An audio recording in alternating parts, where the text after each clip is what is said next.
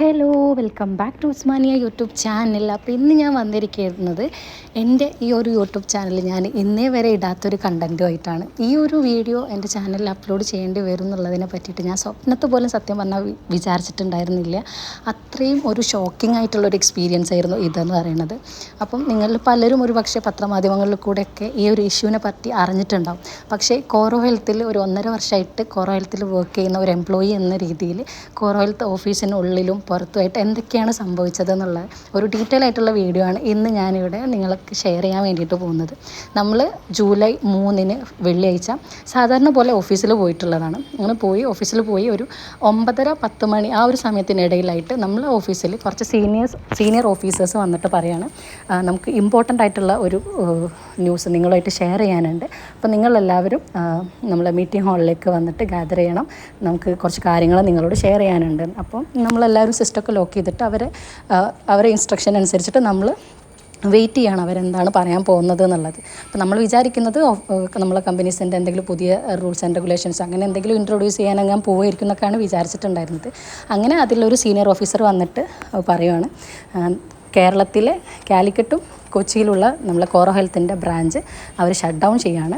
ഇന്ന് നിങ്ങൾക്ക് നിങ്ങളുടെ സർട്ടിഫിക്കറ്റ്സൊക്കെ വാങ്ങിയിട്ട് പിന്നെ ID കാർഡ് ഇവിടെ തിരിച്ച് നൽകിയിട്ട് നിങ്ങൾക്ക് ഇന്ന് തിരിച്ചു പോവാം. നാളെ മുതൽ നിങ്ങൾക്ക് ജോലി ഉണ്ടാവുന്നതല്ല. നിങ്ങൾക്ക് 2 മാസത്തെ 2-3 മാസത്തെ സാലറി പിന്നെ കുറച്ച് ദിവസത്തിനുള്ളിൽ നിങ്ങളെ അക്കൗണ്ടിലേക്ക് ക്രെഡിറ്റ് ആവുന്നതാണെന്നൊക്കെ പറഞ്ഞിട്ട് ഒരു വലിയൊരു ലെറ്ററാണ് അവർ വായിക്കുന്നുണ്ടായിരുന്നത്. സത്യം പറഞ്ഞു കഴിഞ്ഞാൽ ഈ ഒരു ലെറ്റർ വായിക്കുന്ന സമയത്ത് എന്തൊരു മാനസികാവസ്ഥയാണ് ഉണ്ടായിട്ടുണ്ടായിരുന്നുള്ളത് എനിക്കിപ്പോഴും പറയാൻ പറ്റുന്നുണ്ടായിരുന്നില്ല. കാരണം വല്ലാത്തൊരു ഷോക്കിംഗ് ആയിരുന്നു.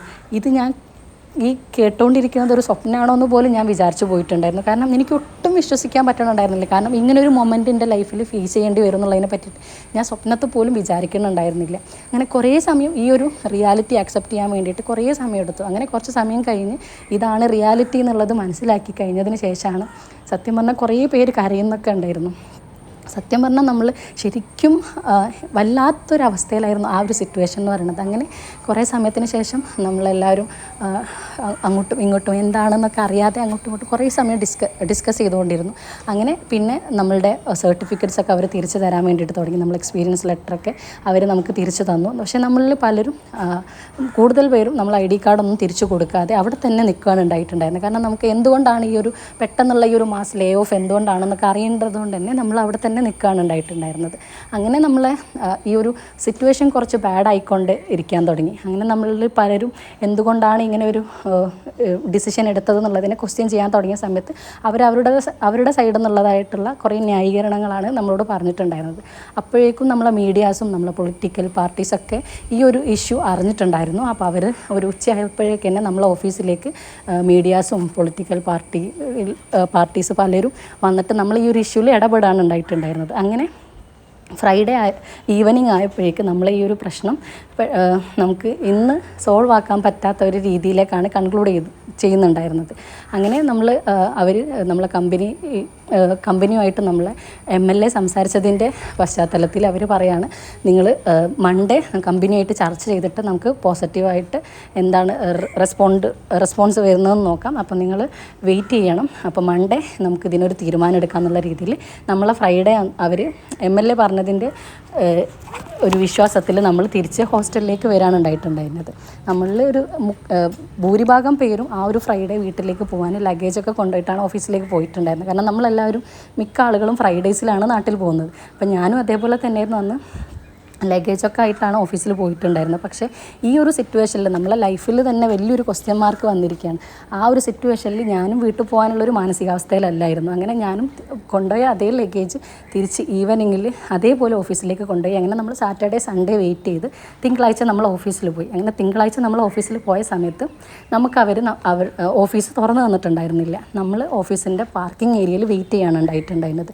അങ്ങനെ നമ്മളെ ഓഫീസിൻ്റെ കുറച്ച് അധികാരികൾ നമ്മളെ എംപ്ലോയീസിനെ റെപ്രസെൻ്റ് ചെയ്യുന്ന കുറച്ച് പേരും കുറച്ച് പൊളിറ്റിക്കൽ പാർട്ടീസൊക്കെ ഇൻക്ലൂഡ് ആയിട്ടുള്ള ഒരു ഡിസ്കഷൻ വെക്കുന്നുണ്ട്. ആ ഡിസ്കഷനിൽ ആണ് നമ്മളുടെ കാര്യത്തിൽ ഒരു തീരുമാനമാവുമെന്നായിരുന്നു പറഞ്ഞിട്ടുണ്ടായിരുന്നത്. അങ്ങനെ നമ്മൾ ആ ഒരു മീറ്റിംഗ് അവിടെ നടന്നു. പക്ഷേ മീറ്റിങ്ങിൽ ഫൈനൽ ഡിസിഷൻ വന്നിട്ടുണ്ടായിരുന്നത് നമുക്ക് തിങ്കൾ മുതൽ വെള്ളി വരെ എല്ലാ ദിവസത്തെയും പോലെ ഓഫീസിൽ വരാം, നമുക്ക് പക്ഷേ വർക്ക് ഉണ്ടായിരിക്കുന്നതല്ല. നമുക്ക് നമ്മളുടെ ഡൈനിങ് ഏരിയ, വാഷ്റൂംസൊക്കെ യൂസ് ചെയ്യാം. നമുക്ക് ഓഫീസിൽ വന്നിട്ട് 9 to 6 നമ്മളെ സാധാ ഓഫീസ് ടൈം പോലെ നമുക്ക് വന്നിട്ട് ഇരിക്കാം എന്നായിരുന്നു പറഞ്ഞിട്ടുണ്ടായിരുന്നത്.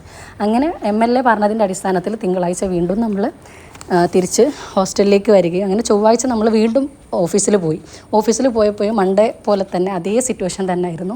നമ്മൾ MLA പറഞ്ഞിട്ടുള്ള ആ ഒരു, അല്ലെങ്കിൽ നമ്മളെ ഗവൺമെൻറ് ആവശ്യപ്പെട്ടിട്ടുള്ള ആ ഒരു കാര്യമൊന്നും നമ്മളെ കമ്പനി ആക്സെപ്റ്റ് ചെയ്തിട്ടുണ്ടായിരുന്നില്ല. അവർ നമുക്ക് കമ്പനി ഓഫീസ് തുറന്നു തന്നിട്ടുണ്ടായിരുന്നില്ല. ചൊവ്വാഴ്ചയും ബുധനാഴ്ചയും വ്യാഴാഴ്ചയും വെള്ളിയാഴ്ച വരെ നമ്മൾ ഓഫീസിൽ പാർക്കിംഗ് ഏരിയയിൽ തന്നെ നിൽക്കേണ്ട ഒരു സിറ്റുവേഷൻ ആയിരുന്നു.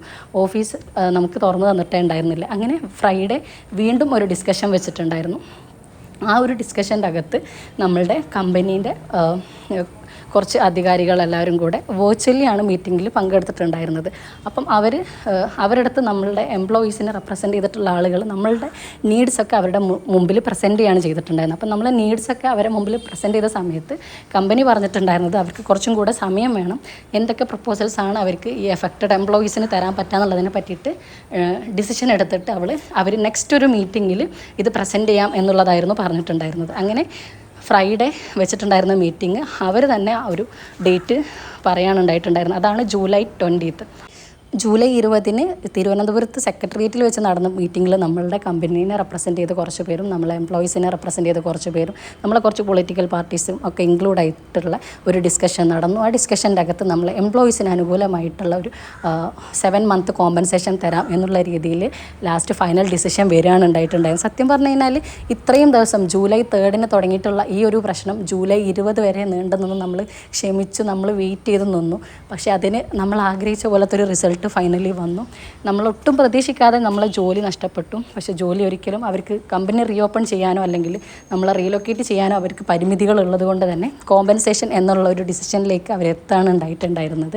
അപ്പം ഇതാണ് കോറോ ഹെൽത്തിൽ നടന്നിട്ടുള്ള ഈ ഒരു ജൂലൈ 3 മുതൽ 20 വരെ നടന്നിട്ടുള്ള ഒരു സംഭവങ്ങളുടെ ചുരുക്കം എന്ന് പറയുന്നത്. കോഴിക്കോടെയും കൊച്ചിയിലെയും കോറോ ഹെൽത്ത് എംപ്ലോയീസിന് അവരുടെ ജോലി നഷ്ടമായി എന്നുള്ളത് വലിയൊരു സത്യം തന്നെയാണ്.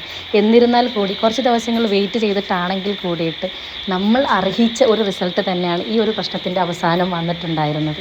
എല്ലാവരുടെ ജീവിതത്തിലും ഒരു ടേണിംഗ് പോയിൻ്റ് ഉണ്ടാവും. അത് ഏത് രീതിയിലാണെന്ന് നമുക്ക് ആർക്കും പ്രഡിക്റ്റ് ചെയ്യാൻ ഒരിക്കലും സാധിക്കില്ല. അതുപോലെ ഞങ്ങളുടെ ജീവിതത്തിലുണ്ടായിട്ടുള്ള ഈ ഒരു സംഭവം അതുപോലെ ഞങ്ങളുടെ ജീവിതത്തിലുണ്ടാവുന്ന നല്ലത് സംഭവിക്കാനുള്ള ഒരു ടേണിംഗ് പോയിൻ്റ് ആവട്ടെ എന്ന് മാത്രമാണ് ഞങ്ങളിപ്പോൾ പ്രാർത്ഥിച്ചു കൊണ്ടിരിക്കുന്നത്. അപ്പോൾ ഇത്രയൊക്കെയാണ് ഈ ഒരു വീഡിയോയിലെ വിശേഷങ്ങൾ എന്ന് പറയുന്നത്. നിങ്ങളുടെ അഭിപ്രായങ്ങൾ കമൻറ്റ് ബോക്സിൽ മെൻഷൻ ചെയ്യാൻ വേണ്ടിയിട്ട് മറക്കരുത്. പിന്നെ വീഡിയോ നിങ്ങൾക്ക് ഇഷ്ടമായിട്ടുണ്ടെങ്കിൽ ലൈക്ക് ചെയ്യുക. അടുത്തൊരു വീഡിയോ ആയിട്ട് വരുന്നവരേക്കും ഇൻഷാ അല്ലാഹ് എല്ലാവർക്കും